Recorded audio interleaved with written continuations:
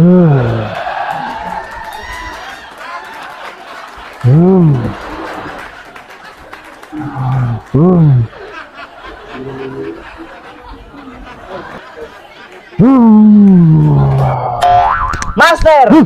Oh, kanina ka pa ba dyan? Oo, Master. Ang tagal yung nawala, Master, ah. Hindi ako matagal na wala.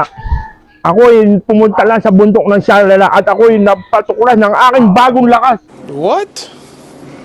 At pinalalakas ko ang aking katawan. Kabababa ko lang. Saan, Master? Sa puno? Hindi, sa bundok Shalala. At gusto ko sana patunayan ang aking bagong lakas na natuklasan. Ano yung Master? Tulong mo sa akin yan. At ituturo ko rin sa iyo para mas malaman mo kung paano gawin to. Sige, Master. Anong gagawin ko? Tumawag ka ng 4 na tao. Hindi totoo yan. Bola lang yan. Mga kasinlaki ko.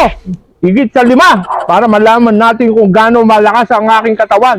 At pakikita ko sa iyo gaano kalakas ang aking hernia. Sige, Master. Hintayin niyo ako. Sige.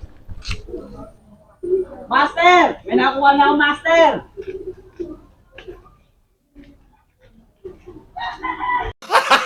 Gago! Master! Ito nga pala, papakilala ko sa inyo, mga sigato ng tondo, tsaka sigato ng kanin lamig. Ito, sigato ng burautan. Hop! Bago ang lahat, may pinakikilala ko sa inyo. Kababata ko sa Barangay 119. Kababata akong tunay yan. Turban, madaling lapitan, tumatakbong agawad at madaling lapitan. Hop! Tuloy na natin. Hop! Yan na ba pinagkukuha mong tao lahat? Yes, Master! Gusto ko masubukan ang lakas ng mga katawan yan. Sabi mo sa kanila, bugbugin ako! Oh, bugbugin daw.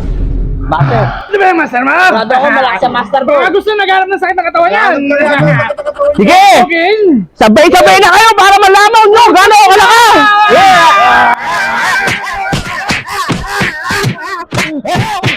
Tumagi kayo!